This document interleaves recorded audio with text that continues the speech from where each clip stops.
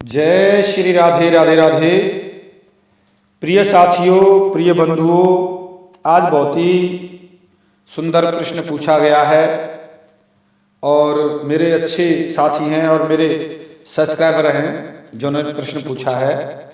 वो प्रश्न है कि जो रावण का मंत्री था, राक्षस सुक और बंदर का रूप बनाकर राम की सेना में गया था और उसको पकड़ लिया गया था और उसके बाद में छोड़ दिया। और रावण के पास में जब आया तो रावण ने लात क्यों मारी थी उसकी। तो साथियों प्रश्न पूछा है कि रावण ने उसकी लात क्यों मारी,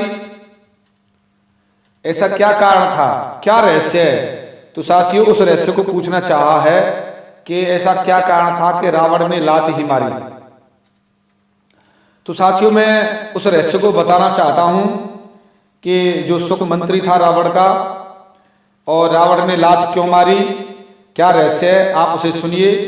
बहुत ही गहरा रहस्य है और मैं उसे बताने जा रहा हूं। साथियों अगर आप मेरे चैनल पे नए हैं, सब्सक्राइब नहीं किया तो कर लीजिए। साथियों चलिए साथियों मैं यहाँ से बात करता हूँ।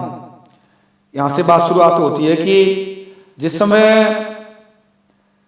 रावण ने उसको राम जी की सेना में भेजा था तो वह गुप्तचर बन के सुक नाम का मंत्री और बानर के रूप में वहां राम जी की सेना में गया और राम जी के रूप को देखकर वह बहुत ही प्रसन्न हुआ और अपना जब रूप भूल गया और अपने असली रूप में आ गया तो बानरों ने पकड़ लिया और पकड़कर उसे बहुत पीटा और फिर राम जी की उसने सौगंध खवाई कि आप मुझे मत मारिए, तुमको राम जी की सौगंध है।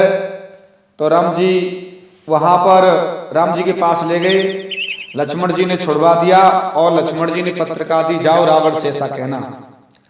तब वह सुक रावण के पास आता है और रावण से क्या कहता है सुनिए। यहां पर एक चौपाई आती है, हो जनक सुता रघु नाथ दीजे, इतना कहा मोर प्रभु की जय। अरे रावण तुझे बचना है तो सीता जी को राम जी को दे दो, इतना कहना मेरा मान लो, अन्यथा तुम्हारा विनाश हो जाएगा। तो लेकिन ऐसा कहा जाता है कि मूर्ख को ज्ञान देने से उल्टा सीधा ही। तो साथियों वहां पर जो बात आई थी बताने जा रहा हूं। तो जैसे ही रावण ने सुना हो ये ऐसी बात बता रहा है मुझे, तो चौपाई आती है, जब ते ही कहा दैन वैदे चरण प्रहार किन सठ थे। जैसे ही कहा सीता जी को दे दो, जैसे ही रावण ने उठा के एक लात दी, लात मार दी और लात दी तो वो समझ गया ये मूर्ख है, इसको समझाने से बड़ा कठिन है। जानकी को देने की कहा तब दुष्ट रावण ने उसको लात मारी।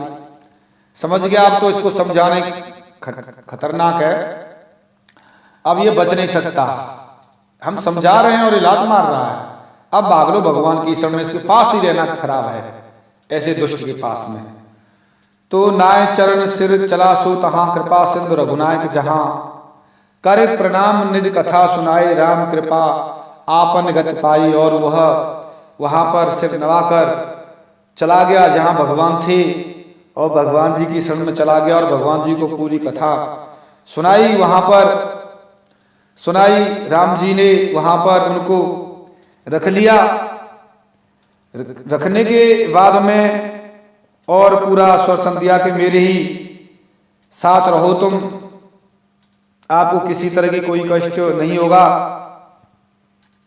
तो साथियों इस तरीके से रख लिया राम जी ने। अब यहां पर आती है बात कि सुक का पूर्व जन्म क्या था और सुक को ऐसे क्यों लात मारी थी, उस रहस्य को साथियों सुनिए।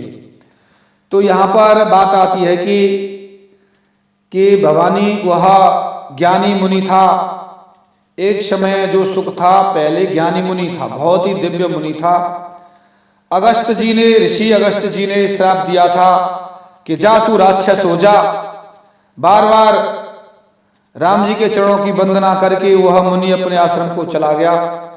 तो वो ऋषि वही राक्षस हो गया था अगस्त जी के श्राप से, और जैसे ही लात खाकर और बताया था कि रावण तुझे लात मारेगा और फिर तू अपने स्वरूप को प्राप्त कर लेगा पुनः, और राम की शरण में आ जाएगा और पुनः स्वरूप प्राप्त करने के पश्चात आश्रम में आ जाएगा।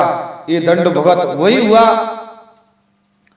वह राक्षस बनकर रावण की सेवा में रहता था और राक्षस के रूप में ही रावण ने उसके मंत्री को सुख को लात मारी थी, और लात लगते ही वह राम की शरण में आ गया और अपने असली रूप को प्राप्त हो गया और अपने आश्रम को चला गया।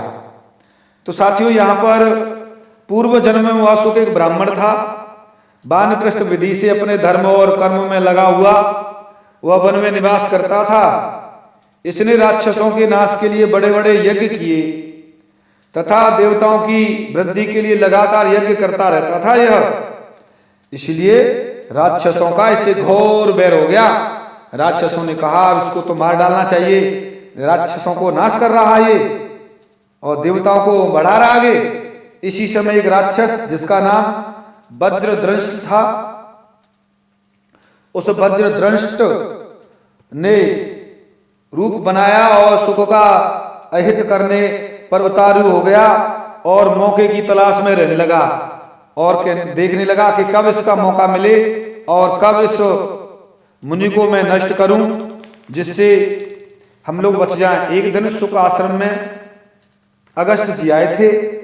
सुख ने उनकी पूजा की तथा उन्हें भोजन के लिए आमंत्रित किया।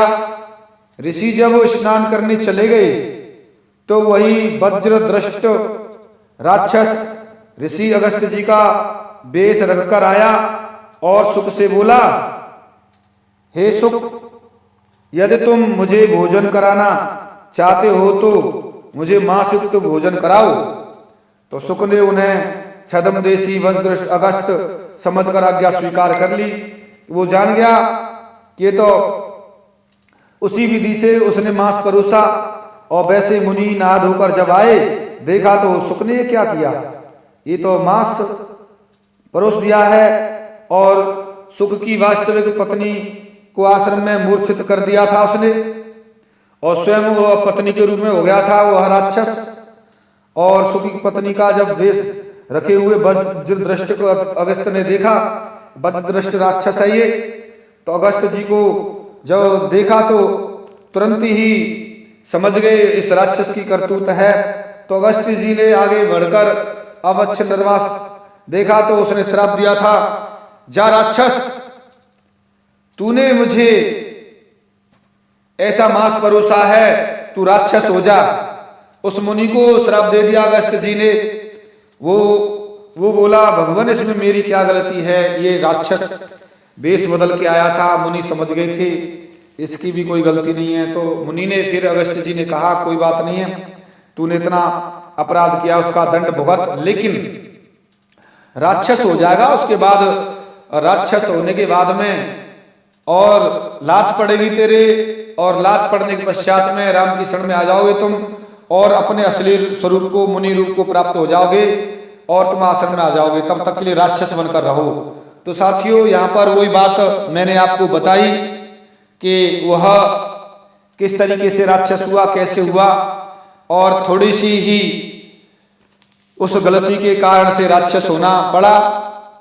तो साथियों, आपको ये बात समझ आई होगी। अगर नहीं समझ आती है तो आप रोक रोक कर वीडियो को सुन सकते हैं, क्योंकि अगस्त जी आए थे सुख के आश्रम में और वह छद्मवेशी राक्षस रूप बनाकर आया था। तो सुख ने उनकी पूजा की थी और आमंत्रित दिया था। जब वह चले गए तो वह अगस्त जी का वेश रखकर आया कि ऐसा ऐसा करो, नकली अगस्त बन गया था वो, उसने ऐसा किया। इसी गलती के कारण साथियों उसे दंड भुगतना पड़ा। तो साथियों, मैंने ये बात आपके समक्ष रखी, बताई। अगर आपको नहीं समझ आई हो तो जरूर कमेंट करें, आपको बताने का प्रयास करूंगा। साथियों, मिलता हूं मैं एक किसी विशेष गहरे रहस्य के साथ में। तब तक के लिए जय श्री राधे राधे राधे, जय श्री राधे राधे राधे।